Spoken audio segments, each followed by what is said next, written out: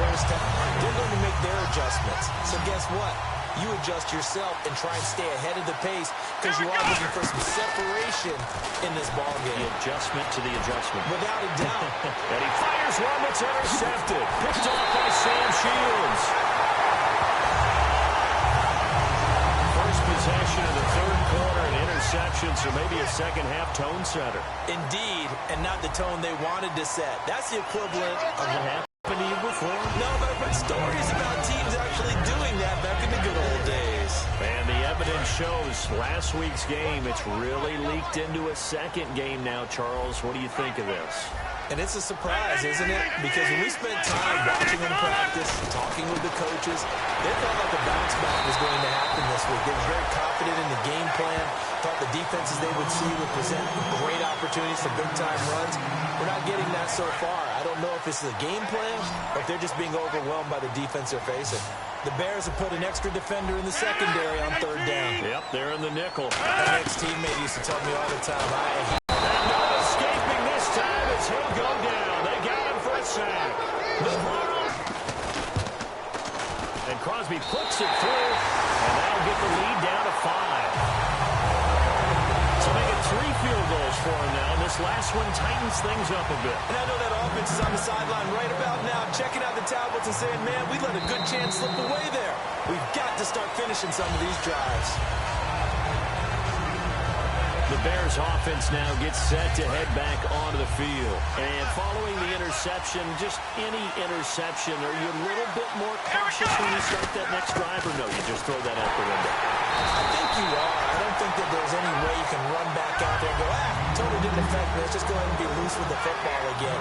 You're going to take care of it, but you have to be careful about being too cautious because now you can't run any offense at all. Still want to attack. We'll see how they attack him here. And down he goes, but he takes it up to the 40. And a nice carry there of 15 yards. There's no doubt that his size is a factor, but I've seen a lot of big running backs in the league not have that kind of impact because they don't run like a big back should. Get behind their pads, as they like to say, lower center of gravity, and knock people backwards. Sometimes they run too upright and take too many hits. Not this guy. He knows how to get low, break tackles, and gain additional yardage. Well, so many times we look at a short run and we praise the offense for trying to set the tempo and establish things, but the defensive guys, hey, they just won the battle there. It wasn't a big run given up. They don't always have to absorb the body blows. Sometimes they dish them out themselves. 5 yards on the pickup, and they're going to have a third down. I know many people like to throw to the tight end, maybe in a little flexed out position because he creates mismatches with his size. The slot receivers do the same thing with their quickness, their speed, and their route running savvy. Dancing to his left. The catch made by Miller. And he's going to get this all the way down inside the 35. It's a gain of 20 and picking up the first. So after that big play, let's see if they can catch their defense maybe on their heels. And when he started rolling left there as a right-handed quarterback, I thought, boy, this third down play is going nowhere. But credit to him, able to pick up the first. And all you righties who are watching the game at home, get out of your chair, get off the couch, move to your left, and then rifle one. He may leave a hole in the wall, as you'll have to explain later, but you'll see how difficult that throw actually was. They'll give it to him right up the gut. And he's able to get it to the edge of the red zone at the 20-yard line. It'll go as a gain of 6 that time, and it moves the chains as well. And third quarter here, you've got the lead. This is where that strong run game can really benefit you. Stayed in bounds there, kept the clock going.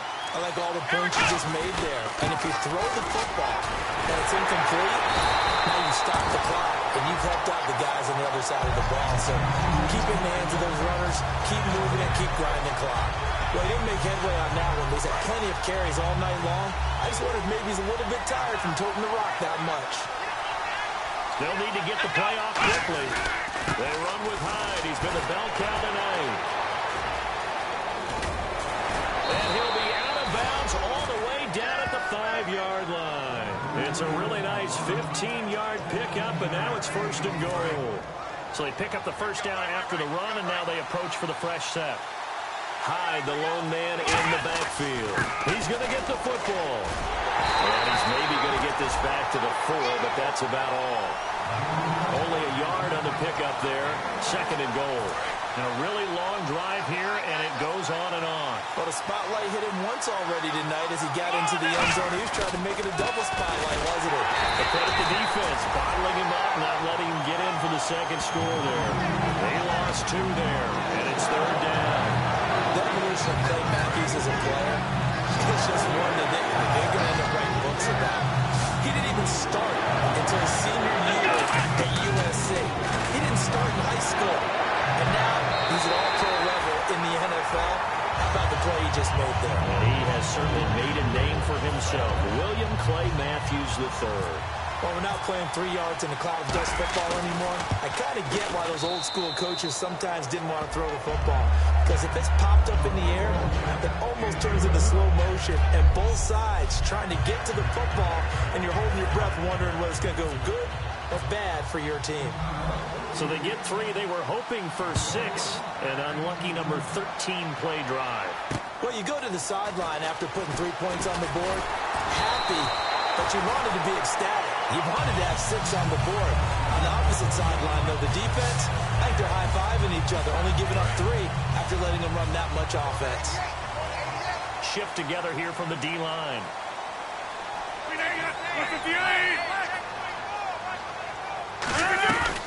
They'll run it now out of the gun. And he'll be taken down after a minimal pickup, and that will take us to the end of quarter number 3.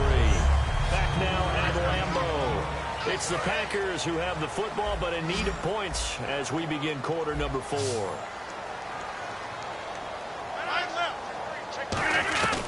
On second down, here's Rodgers. Caught on the right side by Adams.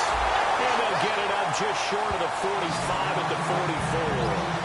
In recent years, the slot receivers really gained stature in the NFL because they can do so many things. Yes, they can line up wide like your normal wide receiver, but they have that kind of courage and toughness to run routes in the middle of the field and become dependable targets for their quarterbacks and move the sticks. Those guys are worth their weight in gold. Caught by Nelson left side. They'll get 17 yards there. And the Packers are going to have a first down. So here we go, 1st and 10 now.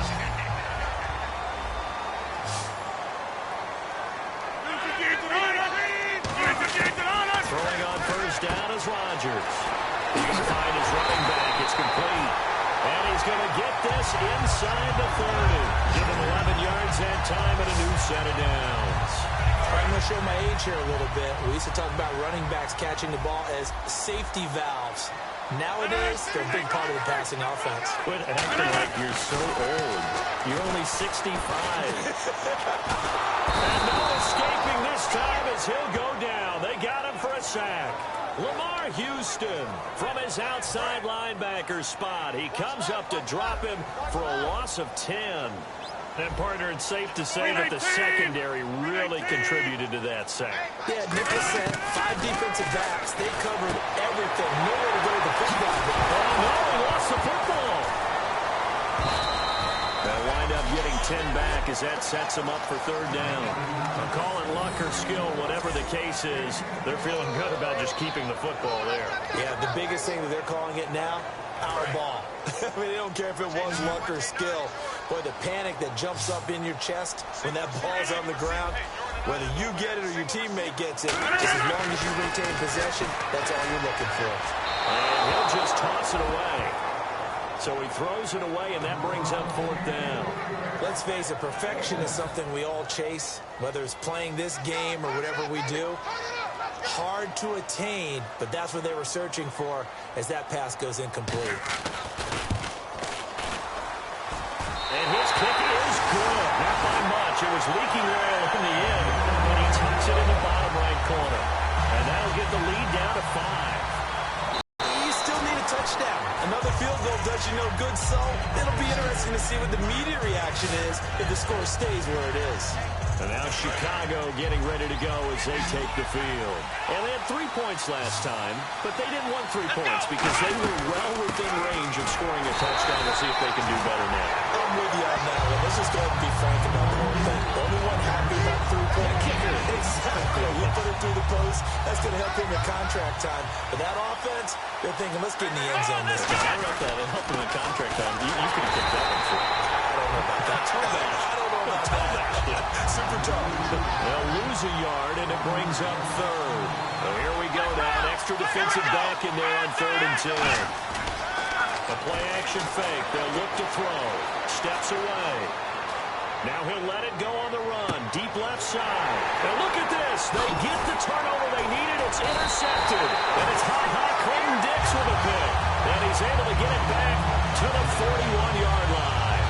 A critical error there in a tight game of the 4th.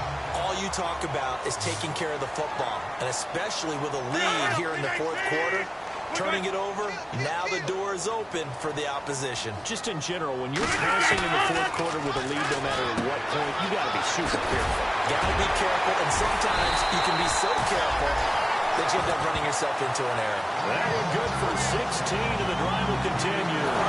We always talk about having to read defenses and how complicated that is. Well, this was an excellent read.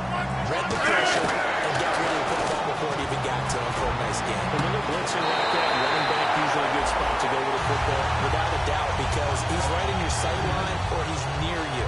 So you're able to just get it to him easily. And once he gets in space, that's usually a good matchup for him. And after that rough game last week, you see the improvement here in this one, no doubt. I thought they might defensively take the blueprint and try to hold him down, but whatever they've tried to do, it hasn't worked as well. And I think the reason it hasn't worked as well is that they found the gaps between coverage. And what I mean by that is ordinarily, with a player of this caliber and stature, try to make sure you're on him right off the line of scrimmage. Bump him, get him off his route. What he's doing, though, is getting off the line of scrimmage, and before the second guy can get involved in the play, the ball's being delivered. That allows him to get upfield and make even bigger plays. Calling no gain that time as it's going to leave him with a 3rd and about 3 to go. And as a defensive end, getting off the ball quickly, swarming to the football, making a tackle, that's what we saw right there. Yeah, that's what their job is, and really a lot of the time they have to throttle back a little bit in the run game because you know those defensive ends, they're like in a sprinter stance, they're just headed straight for the quarterback. That was good recognition on that play to hold him to no gain. A solid pickup of 13 sets him up 1st and goal. Did you see that route the way that I did? I thought he was trying to get deep. Yeah, that wasn't the first option. No, not at all. It came off of that guy, the deep guy, and came underneath on the drag. Completed it very well. And we'll get this into the end zone. Touchdown, Green Bay. Jordy Nelson, his 2nd touchdown on the season. And the Packers have... As a former DB, you might not like to see that, but from a wide receiver's perspective, those are the plays they dream of. Correct on both counts. All right, because once he took off, I mean, let's face it. And he's going to be taken down. It's a sack, and they fail on the try for 2. Well, that decision to me was all about pulling up the chart. You know, that beautiful chart that tells you when to go for 2, when to go for 1. I do love it. It helps you with your decision-making during heated times. And you just look at it right here in this point of the game. Go for 2. Try to make it appeal a little different. But now just up 1 makes the rest of this 4th quarter a little more interesting. Yeah, they followed the chart. They just didn't get the 2 points on the board, did they? Nope. Here's the Chicago offense coming back out onto the field.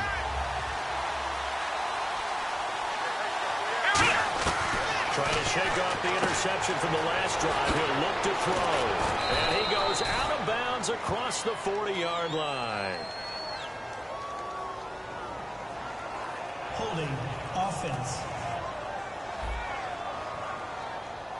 So there you go, holding by the offense, and that'll push him back. Changes everything now as you try and figure out what your playbook has for you. Longer yardage situations, tougher to execute and pick up first downs. Now Lewis, buying time to his left.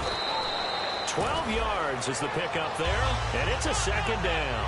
Time starting to run out here in the 4th. This defense just trying to keep the offense off the board and preserve this potential victory. Throwing is Lewis, and Miller with it over the middle. It's a gain of 7, and that's going to make it 3rd down and less than a yard. They're going to hurry back to the line now. Time for a break. We'll come back, see what transpires after this.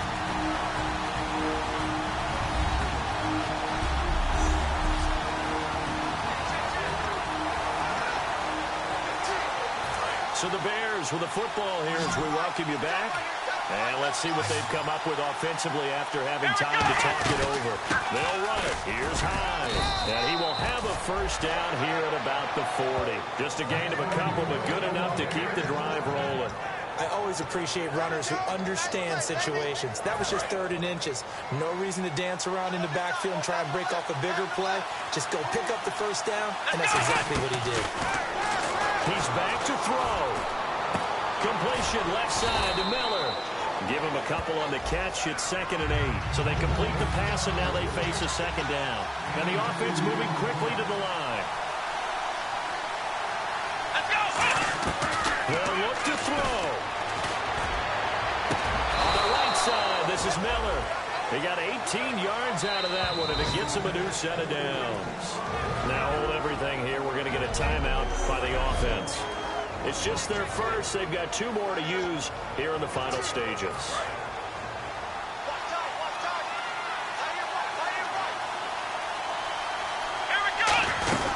And back to the ground. Hyde shreds the tackle. And now a timeout coming from the defensive side for the Packers. It's just their first. They've got 2 more to use here in the final stages. And after the play on the ground, that brings up 2nd down here. Hyde, the lone man in the backfield. And they'll give it to him here. And for one of the first times tonight, he's going to be held up at the line of scrimmage. Defense. So now the Packers going to take another timeout. That'll leave them with just 1 remaining in this 4th quarter of play.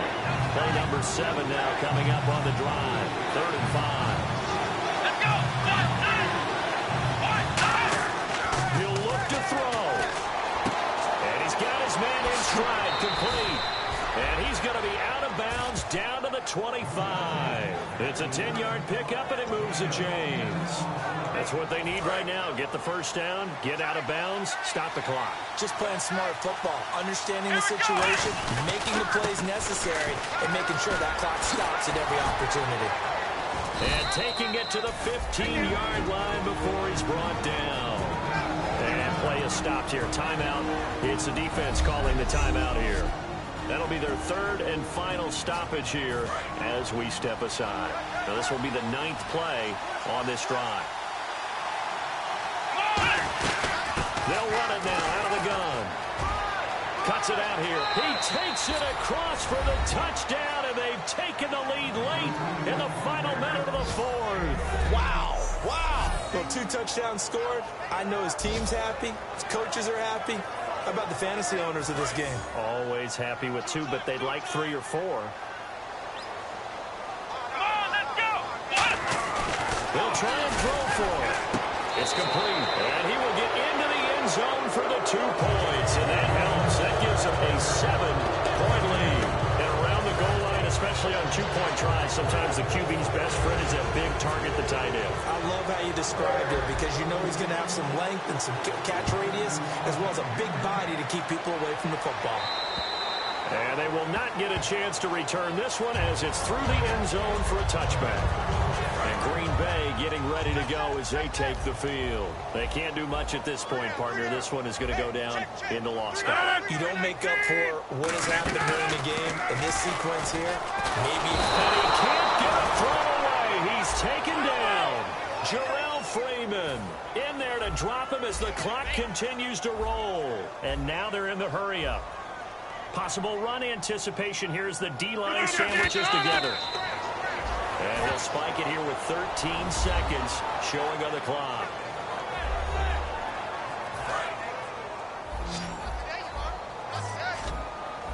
And no press coverage here. They are backing off in the secondary.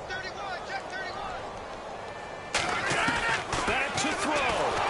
And that's incomplete. Clock stops with 10 seconds left.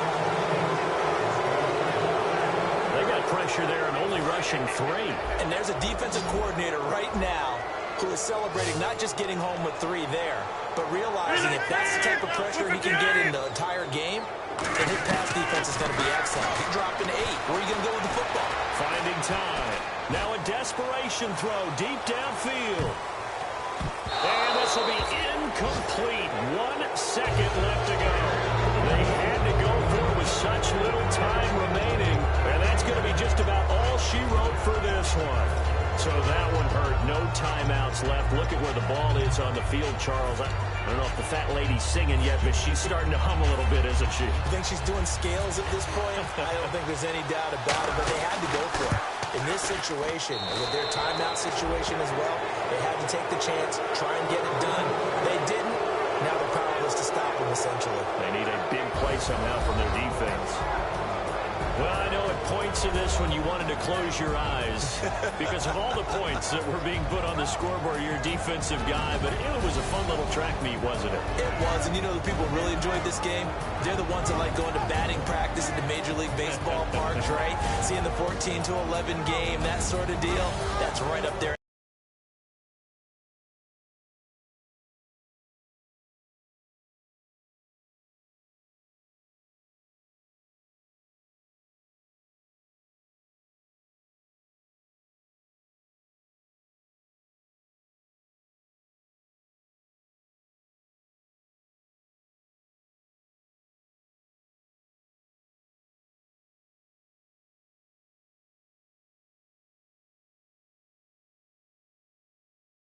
On this one.